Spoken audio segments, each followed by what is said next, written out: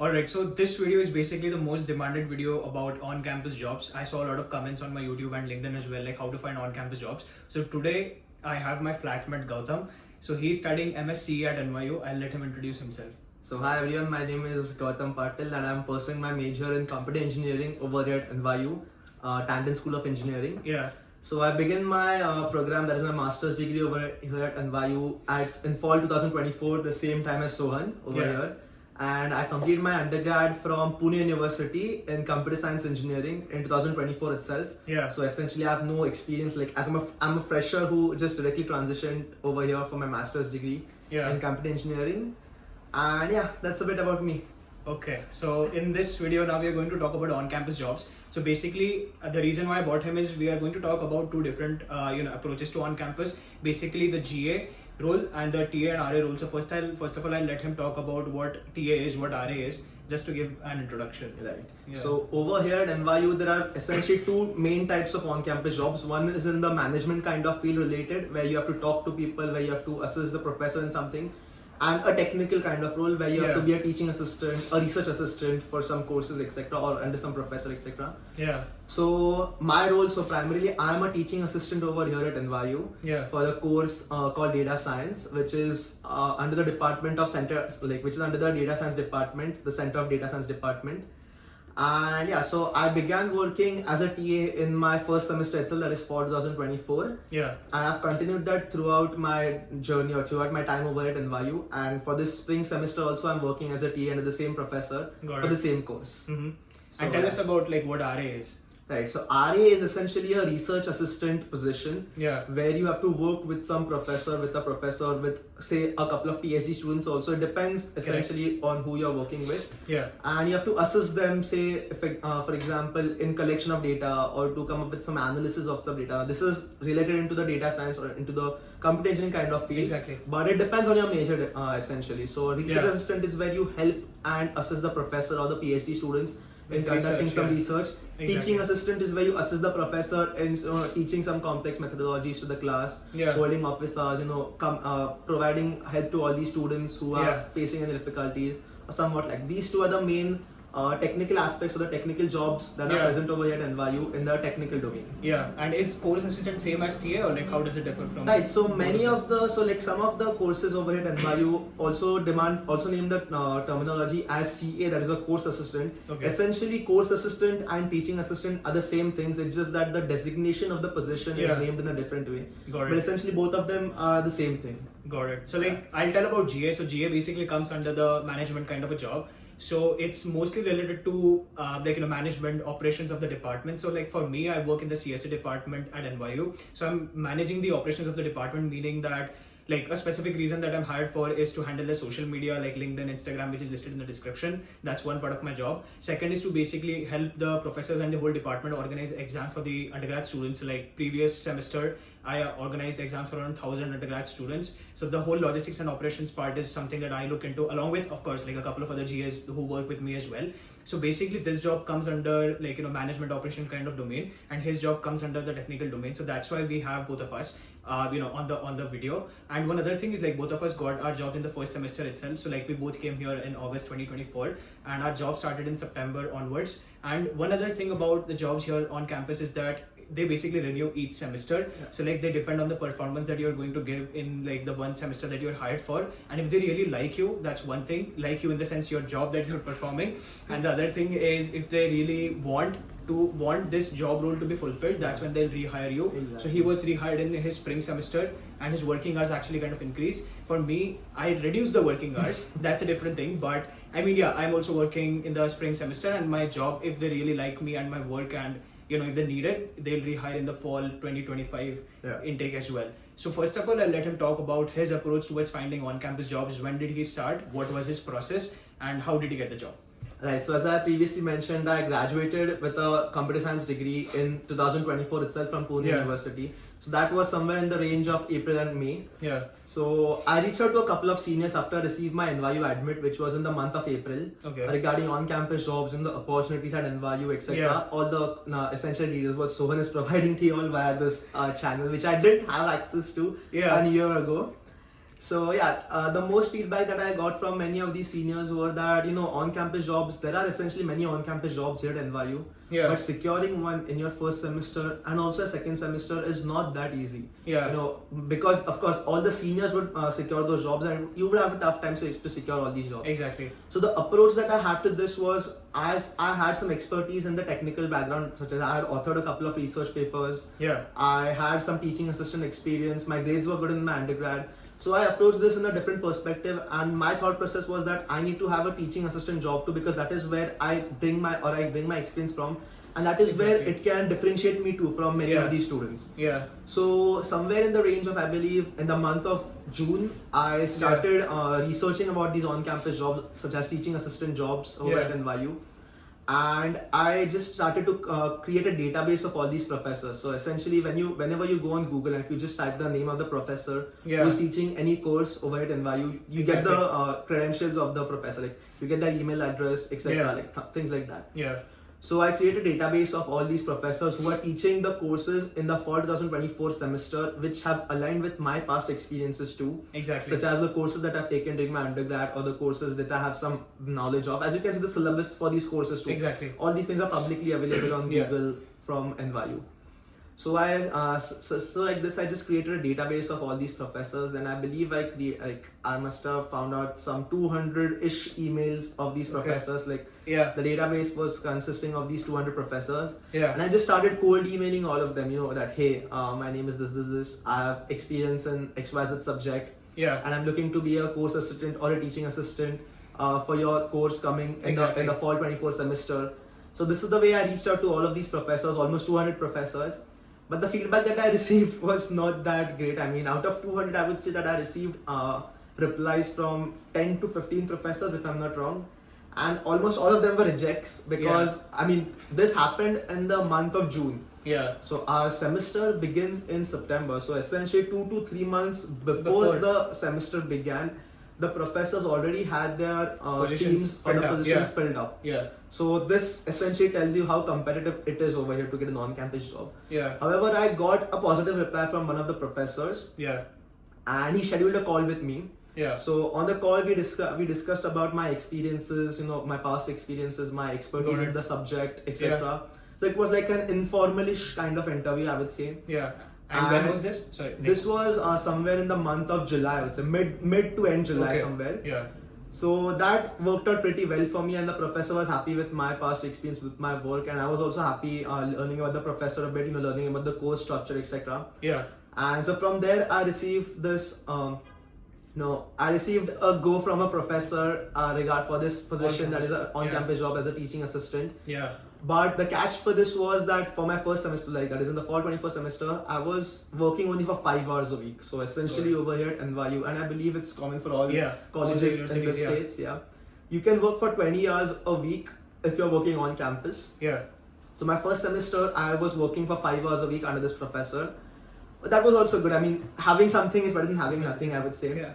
And now during my spring semester, as the professor was happy with my work, I extended those hours from 5 hours to 20 hours a week. Yeah. So essentially it is 10 hours of teaching and 10 hours of grading. Got it. So my main expertise or my main job responsibilities for this teaching assistant role were to conduct lab sessions, or as we call those, recitation sessions, where I had to teach the complex all these methodologies during a lab which the professor was teaching during the lecture sessions essentially. Yeah. And to hold office hours, come up with some details or come up with some help for all these students. If they have any issues or queries, they might reach out to me. I will help them solve those queries essentially. Yeah. And the other part was grading these assignments and all. Yeah. So this is what my job over here as a teaching assistant has been since the fall semester. Yeah. And like what course is this though? So this is a course called a Survey in Data Science, which is kind of like an introductory course for students who are enrolling into the data science field, who want to learn more about the data science field. So it mainly deals with Python as the main primary language, as the primary programming language. Yeah. And just an overview of all these terminals such as machine learning, artificial intelligence, NLP, etc.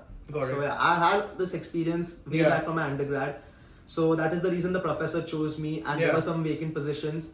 And so this was about me for my on-campus job. Got it. So I think one of the things to really understand here is that this is not a charity, they are really hiring you because they want to get some job role fulfilled. So in his case, he pitched whatever experience he had, and then he got a job based on the experience that they felt would add value to them. So I think the first thing is to really understand like what value you bring to the table and what can you really contribute to the department or the professor or the research work that is happening, under a professor or something. So like in my case, they hired me in the department because they needed to run the social media channel. So like right now I run LinkedIn and Instagram for NYU CDS, and I basically had my experience during the undergrad like doing all of these things. So like that's the first part. And the second thing that I mentioned about running the operations for the department and stuff, so like during my undergrad I was leading the TNP department, like not exactly the whole thing, I was working with volunteers, but I was TNP for my department, like training and placement. So I had that operational experience as well. So I decided to position that, and that is exactly what they needed. So that's why this like these things like fit in together, and that's why they hired me. The way I got my job is through a referral. So like all the side projects that I had during my undergrad, basically made sure that I have my network here in place even before coming here. So when I came in, actually I didn't know like on campus you need to apply like before in April or May. So like this is a lesson for you guys, like you can start apply early on as soon as like you decide that you want to go to NYU. And like you also mentioned, like on campus jobs are already full by the month of July or so, like for the next semester, which is starting in September. So you can definitely try mailing professors and stuff. But talking about me, I got the job first week after coming here. So like someone referred me, and then I had to go through multiple interview rounds and stuff, and they really liked me and my profile, and that's why they hired me. For the first semester I was working 20 hours a week. Now this semester I'm working 12 hours a week because I reduced it myself because I wanted to focus on my own side projects and stuff. So that's one part. And I think these management jobs are really important for people who are coming here with the goal of getting into techno management or managerial kind of roles, because it just gives you an addition to your resume that okay, you have this sort of operational experience or some sort of like marketing experience or whatever that is. So like really understanding what you bring to the table and how it helps the department or professors, I think does really help. So in his case, I think he emailed 200 professors or so. I think that's a long process, but like tell us like how much time did you actually take to like form the database and customize the mails and like carry out the entire process? Right. So I think the most tedious job in this thing was to extract the email IDs of all these professors and just generate a database. Yeah. And then of course send them out a mail too, because you need to send out mails to all these professors, not in generic way, but you need to add some personal touch to all these mails, right? Yeah. I believe it took me around 2 weeks, like 15-ish days to complete the entire process, as I was not working during that time, as I had just completed my undergrad and I was free for those 2 or 3 months. So as I would say that for almost 15 to 20 days I was working on these things, and I just generate a database and send out mails to all these professors. But again, one more thing, that as I already mentioned, that whenever we send out these mails, so this was a thing that I learned from myself, by watching a couple of videos on YouTube, by just reading blogs, etc. And whenever we do send out these mails, there has to be some personal touch to these emails. That is when you will get picked up, because if we see these professors, they receive hundreds of such mails daily. Exactly. I mean, it can be from the department, from students, from XYZ places. So you need to add a personal touch to all these emails, and the biggest thing I would say is to add a catchy subject to your email. Got it. So when you add a catchy subject to your email, that is when the professor will be like, okay, what is this? Like, it creates that sense of clickbait kind of thingy, right? Yeah. So that is what I did. So a couple of tips if I have to give you all regarding this is, whenever we send out any email, we just, like, a simple example is, for example, if you're sending out an email to a professor and you're just writing saying, dear professor, respected professor. A simple change in this would be just add the professor's first or last name. Exactly. I mean, it's a very small minute thing. change. It's a very minute change. But people, like professors do notice that. They do notice that. I mean, if you just say, dear XYZ professor, like, that does make a huge impact. It does make a huge difference. And one more is, you need to tailor your email to the job that you're, or the on-campus position or the course that you're applying to. Say, for example, you're applying for a machine learning course, TA position. You can't have your entire profile aligned for data structures, right? Just a simple example. You need to have your profile aligned to that specific course. And the best way to do this as a fresher is to leverage your undergraduate grades, your experiences, or maybe some reference too.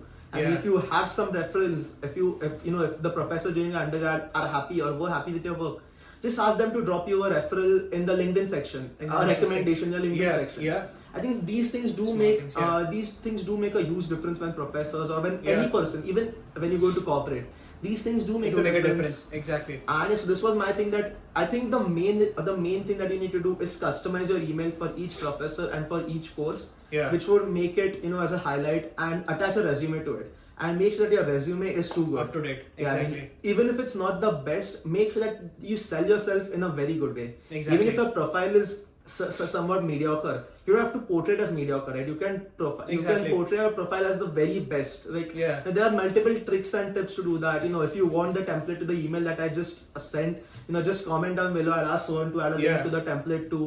I think we'll also need the cold email template, because I think a lot of people would be interested Definitely, in doing that. That as well. do comment down below, and I Yeah. will be happy to share the template for the cold email Got it. too.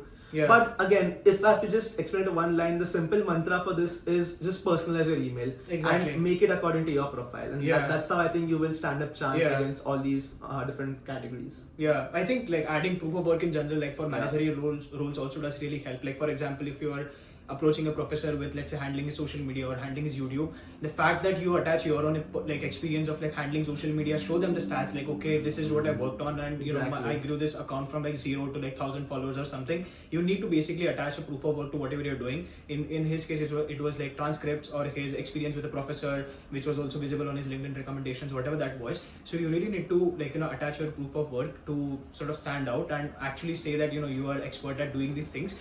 The on-campus job that you're going to get, you need to understand, is on the basis of the experience that you have before coming to NYU. So I think really understand, like, answer this question, like what you bring to the table, or what is it that you have done well that you can sell after coming here. I think does like really help. Definitely. So definitely. these are the pointers that I had about on-campus jobs. I mean, we had about on-campus jobs, but I think the last part is like, how much are we getting paid, and how is it helpful for us, like staying here in New York? As you know, like it's pretty costly. Yeah. So I would say that it does. So NYU is pretty generous Exactly. when they're paying you for on-campus jobs. I mean, it is pretty generous. Yep. It covers all your monthly expenses, including your rent, your utilities, your Yeah. grocery expenses, and also allows you some surplus amount. Yep. So during my first semester, as I already mentioned, the on-campus job that I had was only about 5 hours. Yeah. Of course, it didn't help me completely, you know, to surplus all these Exactly. things. But this semester, as I'm working for full 20 hours, you know, it's helping me a lot to, you know. Yeah. And so it just covers up everything. All of your monthly expenses Yeah. are covered up if you're working, you know, on campus over here, and it just adds that sense of clarity or that mental peace in the back of your mind. True. That okay, one thing is actually sorted. You Sorted. can work on to the other thing, because there are multiple things when you come over as an international student. Exactly. There are multiple things to tackle. So like, Yeah. if you just complete one thing, it's like okay, at least you get that mental peace. As I would say. Of course. Yeah, That's one thing. Like in my case, like if you're working 20 hours a week, I think you can save up like 50% of your monthly expense. Like the job pays you more, like 50% more than what your monthly expense would be. Like if you work like 12-13 hours a week, I think it is like just enough to get by your monthly expenses. Right. I think 10-20% surplus, whatever that is. But I think it does really help, and especially if you're getting it from your first semester itself, so it's literally taking down. Of course, it depends on person to person Exactly. on your spending habits and all. Yeah. But as a general example, it does take out your monthly rent and Exactly. your groceries and your utilities cost at least. Yeah. That's the bare minimum. Yeah. Yeah. So right now, I think if you're finalized coming to NYU and you have 3-4 months or 4-5 months in between, I think really understanding what kind of jobs to target and like starting the process right now by working on your resume and stuff, I think should be really good. And I think one of the lessons that I've also learned from him is like, it doesn't matter if you're applying to 200, 300, 400 jobs, or like, you know, mailing 400 professors. The point is that you just need that one. acceptance. Yeah, so you just Exactly. need It that doesn't- one the convert. 399 rejections don't matter. Don't The matter one anymore. acceptance is what Exactly. matters, right? Exactly. So I think that's one thing. And I think one other thing that we also wanted to add is about the handshake portal, because we forgot to add that. So sorry. Like we first talked about all the cold mailing and referral kind of stuff. But like tell us more about Handshake. Maybe I also have something to add to it. Right. So Handshake is like the platform or the application that NYU uses, and I think many other colleges or universities Exactly. in the states use this portal. Which is used to apply for on-campus jobs. So it's like a position, it's like a portal where all the on-campus jobs are posted, which are there across the university. It can be across all the schools, be it Tandon School, be it the Center of Data Science, Courant, Stern School of Business. Like there are multiple schools in NYU. Right? Exactly. So all of these departments post their openings on Handshake portal, and you can apply via them too. The one catch to this is it's not exactly a catch, but it's more difficult to get a job via the Handshake portal, because all students have access to it. Be it undergrads, be it grad students, be it MBA students. It's kind of competitive. Students. Yeah, it's kind of competitive to get a job through this, but however, I'm not saying that it's not the best way. So now I know many students, or I know many of my batchmates who did receive on-campus jobs from the Handshake portal. Like, as you can see, I know many students who got from Handshake portal.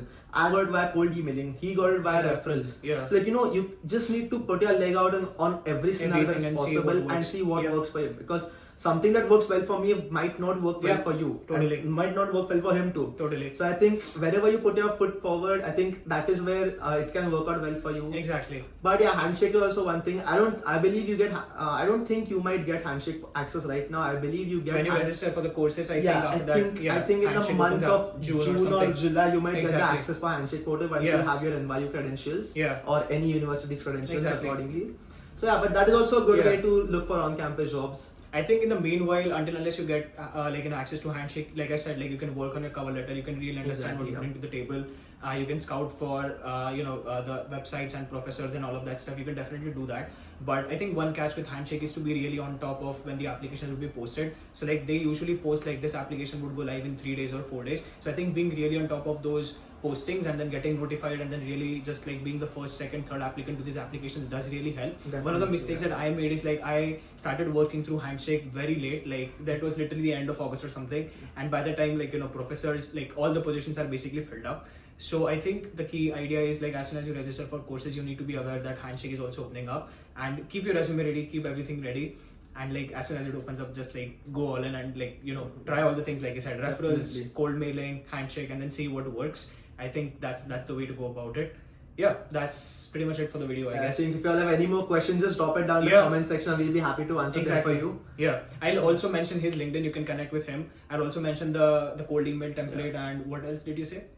I think that was it? Yeah, cold email template. I think I'll just... If you all have any more questions, just drop it down in the comments and we'll reply. We'll get back to you. Exactly. Also, CSA department social media is like linked here, so like you can check. Follow. I think that just helps me on my job, I guess. So yeah, that's pretty much it. Bye. I'll see you in the next one. Bye. Yeah, चांगला झालाय.